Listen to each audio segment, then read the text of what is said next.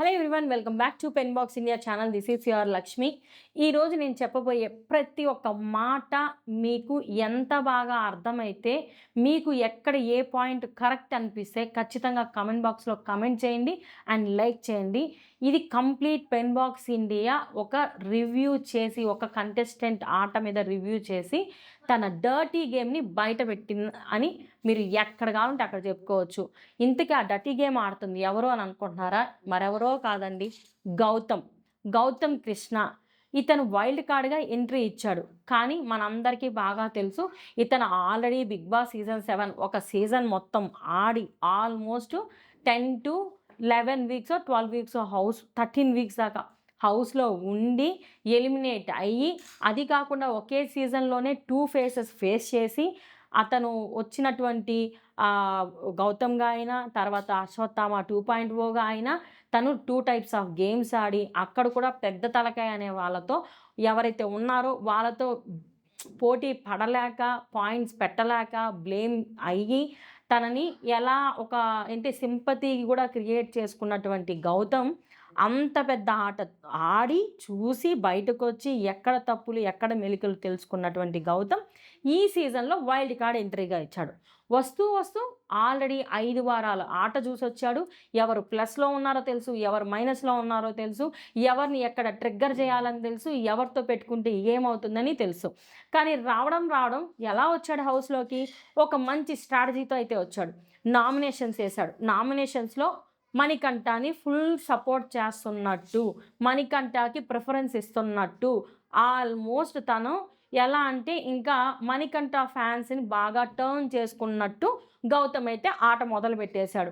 ఈయన ఎంత safe player కాకపోతే బయట మణికంఠకి అంత సింపతి నడుస్తుందని తెలుసుకొని గేమ్‌లో ఇన్వాల్వ్ అయినప్పుడు వాళ్ళ క్లేన్ అయినటువంటి రాయల్ క్లేన్ మెంబర్సు మణికంఠకి వెల్క్రో టాస్క్‌లో బాల్స్ ఏయమని చెప్తే ఎంత సేఫ్‌గా గేమ్ ఆడాడు. ఇప్పుడు చెప్పండి, ఎవరు సేఫ్ గేమరు? ఎవరు క్లేన్‌కి నిలబడి ఆట ఆడారు? ఇప్పుడు మణికంఠతో అది జనరల్ గేమ్. టార్గెట్ కూడా కాదు. అది జనరల్ గేమ్. గేమ్ ఆడితేనే నేను బ్యాడ్ అయిపోతాను అని ఆడినటువంటి గౌతమ్ ఎక్కడ జెన్యూన్‌గా గేమ్ ఆడుతున్నట్టు? ఎంత మైండ్‌లో ఎంత స్ట్రాటజీ పెట్టుకొని గేమ్ ఆడాడు? అంతేకాకుండా క్లేన్‌తో మాట్లాడేటప్పుడు, క్లేన్‌తో డిస్కషన్ చేసేటప్పుడు తనకి ఎవరైతే సపోర్ట్ చేయలేదో వాళ్ళతో నేను మాట్లాడనవసరం లేదు అన్నట్టు తను వాళ్ళతో గొడవేసుకున్న విధానం ఎట్లనిపించింది? అప్పుడు ఆయనకి కావాలనిపించలేదా సపోర్టిజం? ఆయనకి కావాలనిపించలేదా క్లేన్ మెంబర్సు? ఇక్కడ మీరు గ్రూప్‌గా ఆడుతున్నారు అనేసి ఒకరిని పాయింట్ ఔట్ చేస్తున్నాడు కదా! ఇప్పుడు 'కే బ్యాచ్' అన్నట్టు ఆయన వీళ్ళు కలిసొచ్చారు, వీరు సీరియల్ బ్యాచ్ వీళ్ళందరూ కలిసొచ్చి ఆడుతున్నారనేసి ఒక గ్రూప్‌ని ఫార్మ్ చేసి ఆ గ్రూప్‌ని టార్గెట్ చేస్తున్నాడు. అదే విధంగా అదే క్లేన్‌లో, రాయల్ క్లేన్‌లో అవినాష్ కానీ, తేజ గానీ, రోహిణి గానీ వీళ్ళు గ్రూపిజం కనిపించడం లేదా? వాళ్ళు నామినేషన్స్ గురించి డిస్కస్ చేసుకోలేదా? అక్కడ వాళ్ళు పెట్టిన పాయింట్స్‌కి వీళ్ళు ఎలా మాట్లాడాలని డిఫెన్స్‌లో పాయింట్స్ అందించట్లేదా? ఇవన్నీ గౌతమ్‌కి కనపడట్లేదా? ఇక్కడ గ్రూపిజం కనపడట్లేదా? ఎందుకు? అక్కడ వాళ్ళకి ఆల్రెడీ ఒక ఫ్యాన్ బేస్ ఉంది. ఎంత ఫ్యాన్ బేస్ ఉందో దానికి తగ్గట్టు కొంచెం నెగటివిటీ కూడా బయటుంది గదా! ట్రిగ్గర్ చేస్తే ఆ నెగటివిటీ ఓట్లన్నీ నాకు పడతాయి. సో, నేనక్కడ హైలైట్ అవ్వచ్చు అన్న కాన్సెప్ట్‌తో మైండ్ గేమ్ ఎంత బాగా ఆడాడంటే అంత బాగా స్ట్రాటజీ యూజ్ చేసి ఒక బయటేసుకున్నటువంటి స్కెచ్‌ని కంప్లీట్‌గా ఇంప్లిమెంట్ చేస్తున్నాడు. హౌస్‌లోకొచ్చాడు. ప నామినేషన్ ఏసాడు యష్మిని. తర్వాత వెంటనే నువ్వు అలా కాదు, ఇలా బిల్డ్ చేసుకో, అలా బిల్డ్ చేసుకొని ఫ్రెండ్‌షిప్పు. తర్వాత లవ్ అన్నాడు. లవ్ ట్రాక్ నడిపాడు. ఆ ట్రాక్ వర్కౌట్ కాకపోయేసరికి అక్క అని బ్లేమ్ చేసేసాడు. అంటే ఇక్కడేంటి, నేను అక్క అనేసాను, నాకు నీకేం మధ్యలో లేదు తుస్సు అన్నట్టు మాట్లాడాడు. తర్వాత ఏం చేశాడు, నేను సోలో గేమ్ అంటే తనకు తనే చెప్పుకోవడం స్టార్ట్ చేశాడనమాట. ఎందుకు? తనకి హౌస్‌లో ఆల్రెడీ ఓజీ క్లాన్ సపోర్ట్ చెయ్యదు. ఎందుకంటే క్లాన్ డిఫరెన్సు. అదే రాయల్ క్లాన్ గూడా తను ఏదైతే క్లేన్ కోసం గేమ్ ఆడాలో ఆ టైంలో గేమ్ ఆడనప్పుడు అందరూ దూరం పెట్టారు. అప్పుడు ఇంక ఆయన ఆడలేదు. ఆయన చేసింది తప్పది. కానీ దాన్ని పట్టుకొని నేను సోలో బాయ్‌ని, నేను సోలో గేమ్‌ని తను చేసినటువంటి మూవీ ప్రమోషన్స్ లాగా సోలో బాయ్ అని ఒక గ్రూపిజం అన్నట్టు పక్కనోళ్ళని ఒక పోర్ట్రే చేసుకుంటా వచ్చాడు. ఇక్కడ నిజంగా సోలో బాయేనా? మీరు చెప్పండి. సోలో బాయ్ అయితే సోలోగానే ఆడాలి. నబీల్‌తో ఎళ్లి డీల్స్ కుదుర్చుకోవడం, మణికంఠతో ఎళ్లి డీల్స్ కుదుర్చుకోవడము, అవినాష్‌తో డీల్స్ కుదుర్చుకోవడము. ఇది సోలో బాయ్ లక్షణమా? ఇది కదా డర్టీ గేమ్ అంటే. నెక్స్ట్ తను మెగా చీఫ్ అయినప్పుడు వుమెన్స్‌కి తనేదో సత్కరించేసినట్టు, తనకేదో వుమెన్స్‌కి సపోర్ట్ చేస్తున్నట్టు హౌస్‌లో అబ్బాయిల దగ్గర వర్క్ చేపిచ్చాడు. అంత వుమెన్స్ మీద ఉన్నటువంటి రెస్పెక్టు ప్రేరణ మెగా చీఫ్ అయినప్పుడు ఎందుకు లేదు? ఎందుకంటే ప్రేరణకి మెగా చీఫ్ ఛాన్స్ రావడానికి కారణం రోహిణి. రోహిణి చాలా క్లారిటీగా ఎక్స్‌ప్లెయిన్ చేసింది. బయట తనని నేను చూసాను. తను చాలా సార్లు టాస్క్ కోసం తను ట్రై చేసింది.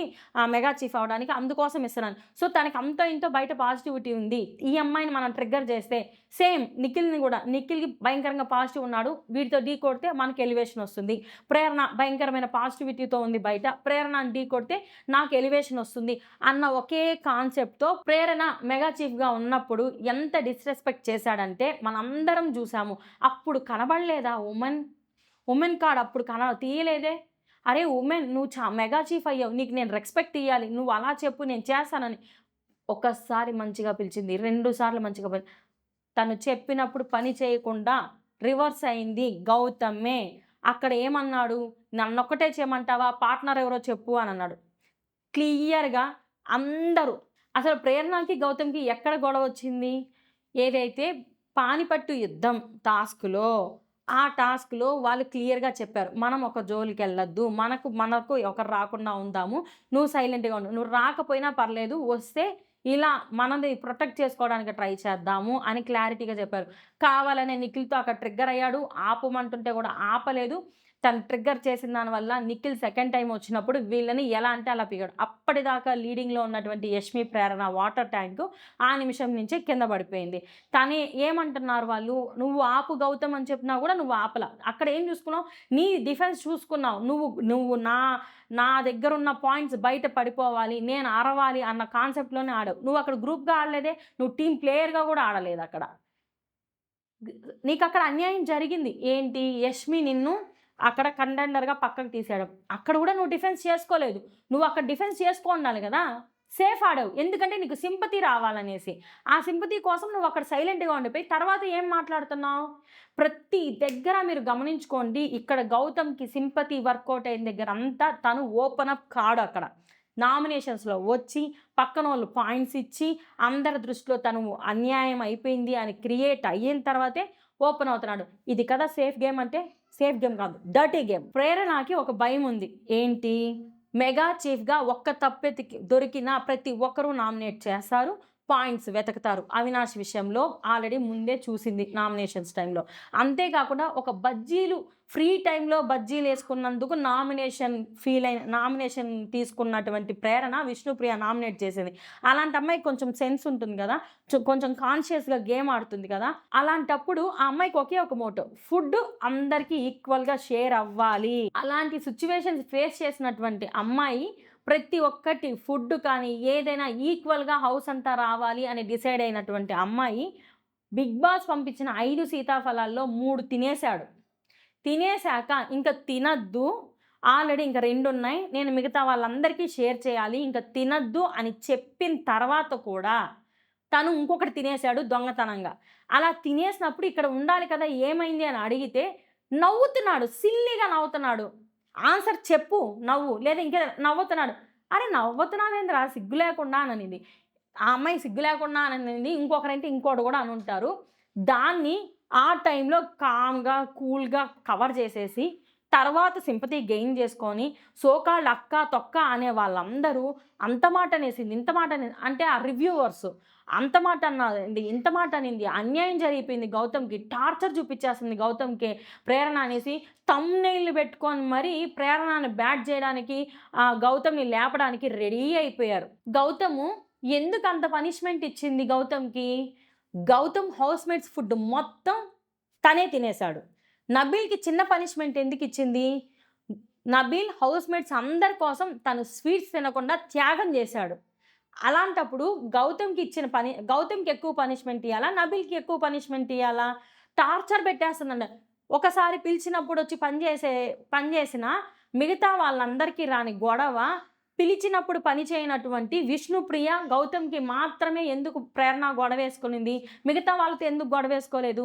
బికాజ్ ఆల్రెడీ ప్రేరణని బ్యాడ్ చేయాలి. ప్రేరణని నెగెటివ్ చేయాలి అనే మోటోతో అన్న కాన్సెప్ట్‌తోనే వాళ్ళిద్దరూ ఉన్నారు గాబట్టి, వాళ్ళిద్దరు ఆ అమ్మాయిని బ్యాడ్ చేయాలని ట్రై చేశారు కాబట్టే అక్కడ ఆ గొడవ జరిగింది. ఇంకొక విషయం గౌతమ్ ఇంతలా నిఖిల్‌తో, యష్మితో అండ్ వీళ్ళతో గొడవేసుకుంటున్నాడు గదా! ప్రతి ఒక్క పాయింట్ లూప్ హోల్ బట్టి.